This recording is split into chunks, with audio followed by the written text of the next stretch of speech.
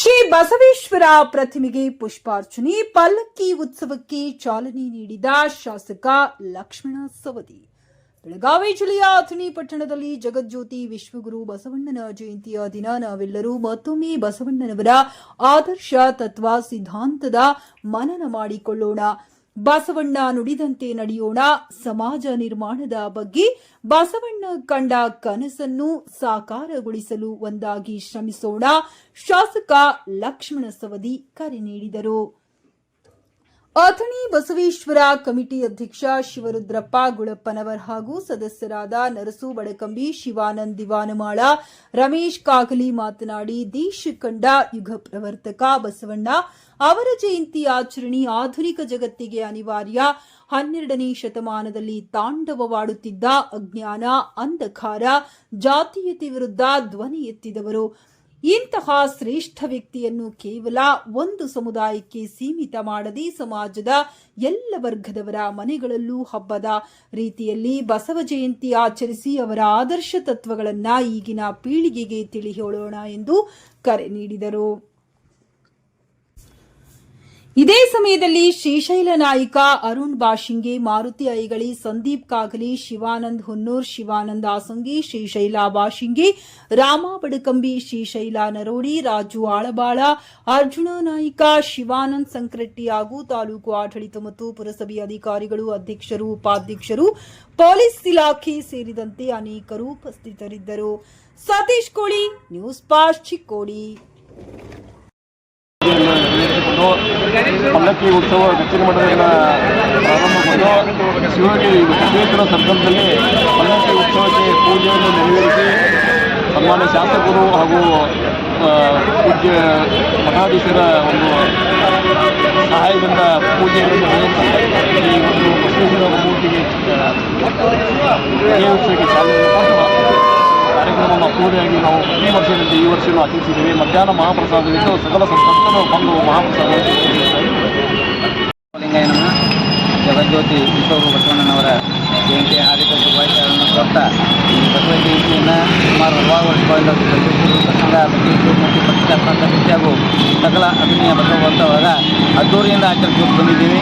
ಮುಂದೊಂದು ಅಧ್ಯಕ್ಷರಾಗಿ ಅಭಿನಯ ತಾಲೂಕು ಎಲ್ಲ ಅಭಿನಯ ಎಲ್ಲ ಇಲಾಖೆಯ ಅಧಿಕಾರಿಗಳು, ಸಮಸ್ತ ಬಸವ ಬಳಗ, ಶಾಸಕರು, ಎಲ್ಲ ಮಠದ ಪೂಜ್ಯರು, ಎಲ್ಲ ಸಾರ್ವಜನಿಕರು ಈ ಕಾರ್ಯಕ್ರಮಕ್ಕೆ ಅತಿ ಅದ್ದೂರಾಗಿ ಸಹಕರಿಸ್ತಾ ಇದ್ದಾರೆ. ಅವರ ಸಹಕಾರದಿಂದ ಈ ವರ್ಷವೂ ಸಹಿತ ಎತ್ತುಗಳ ಭವ್ಯ ಮೆರವಣಿಗೆ, ಉತ್ಸವ ಮೂರ್ತಿಯ ಮೆರವಣಿಗೆ, ಪಲ್ಲಕ್ಕಿಯ ಮೆರವಣಿಗೆಯನ್ನು ಅತಿ ವಿಜೃಂಭಣೆಯಿಂದ ಸಾಗಿಸಿದ್ದು, ಅನಂತರ ಮಧ್ಯಾಹ್ನ ಮಹಾಪ್ರಸಾದ, ಸಾಯಂಕಾಲ ಶ್ರೀ ಶ್ರೀಕಾಂತ್ ಕೆಂದೂಳಿಯವರ ಭಕ್ತಿ ಸಂಗೀತ ಸಂಭ್ರಮ ಕಾರ್ಯಕ್ರಮ ಆಯೋಜನೆಗೊಂಡಿದ್ದೀವಿ. ಈ ಎಲ್ಲ ಕಾರ್ಯಕ್ರಮಕ್ಕೆ ಸಹಕರಿಸಿದ ತನ್ನ ಮನದಂತೆ ಸಹಕರಿಸಿದ ಎಲ್ಲ ದಾನಿಗಳಿಗೂ ಹಾಗೂ ಸಹಕರಿಸಿದ ಎಲ್ಲ ಇಲಾಖೆಯವರು, ಪುರಸಭೆ, ಪೊಲೀಸ್ ಅಧಿಕಾರಿಗಳು ಎಲ್ಲರಿಗೂ ತುಂಬ ಧನ್ಯವಾದ ಕೊಡ್ತಾ ಎಲ್ಲರಿಗೂ ಮತ್ತೊಮ್ಮೆ ಶುಭಾಶಯಗಳು. 888ನೇ ಜಯಂತಿಯ ಬಸವ ಜಯಂತಿಯ ಶುಭಾಶಯಗಳನ್ನು ಕೋರುತ್ತಾ ಶ್ರೀ ಮುರುಗೇಂದ್ರ ಶಿವಗಳು ಬಸವಣ್ಣವರ ವಚನಗಳನ್ನು, ಹಬ್ಬಗಳ ವಚನಗಳನ್ನು ನುಡಿದು ಅದನ್ನು ತಮ್ಮ ಜೀವನದುದ್ದಕ್ಕೂ ಅನುಸರಿಸ್ತಾ ಬಂದರು. ಹಡೇಕರ್ ಮಂಜಪ್ಪನವರಿಗೆ ಶಿವಗಳು ದೀಕ್ಷೆಯನ್ನು ಕೊಟ್ಟರು.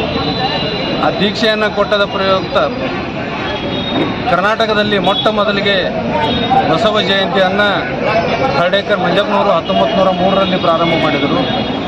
ಅಲ್ಲಿಂದ ಬಸವ ಜಯಂತಿ ಉತ್ಸವ ಪ್ರಾರಂಭವಾಯಿತು. ಅದಕ್ಕೆ ಶಿವಗುಳ ಪ್ರೇರಣೆ ಅಂದರೆ ತಪ್ಪಾಗಲಿಕ್ಕಿಲ್ಲ.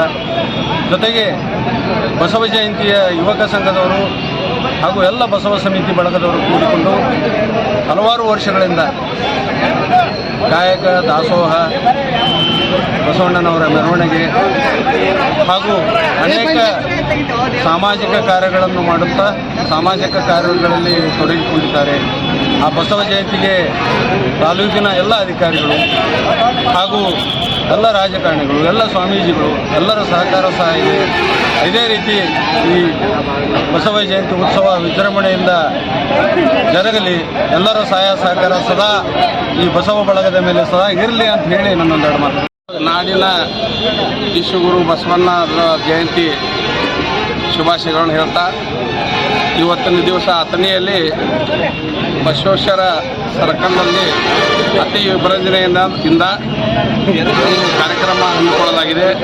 ಅದೇ ರೀತಿ ಇವತ್ತು ನಮ್ಮ ಅಥಣಿ ಮುಖ್ಯ ಮಾರ್ಗವಾಗಿ ಬಸವಣ್ಣವರ ಪಲ್ಲಕ್ಕಿ ಉತ್ಸವ ಹಾಗೂ ಜೋಡೆತ್ತುಗಳ ಮೆರವಣಿಗೆ ಮೂಲಕ ನಮ್ಮ ಅಥಣಿ ಗಚ್ಚಿನ ಮಠದವರಿಗೆ ಪಲ್ಲಕ್ಕಿ ಹೋಗಿ ಬಸವೇಶ್ವರ ಸರ್ಕಲ್ಗೆ ಎತ್ತುಗಳು ಜೋಡು ಬಂದು ಇವತ್ತು ಮೆರವಣಿಗೆ ಮುಖಾಂತರ ನಮ್ಮ ಕಾರ್ಯಕ್ರಮ ಯಶಸ್ವಿ ಆಗ್ತಾ ಇದೆ.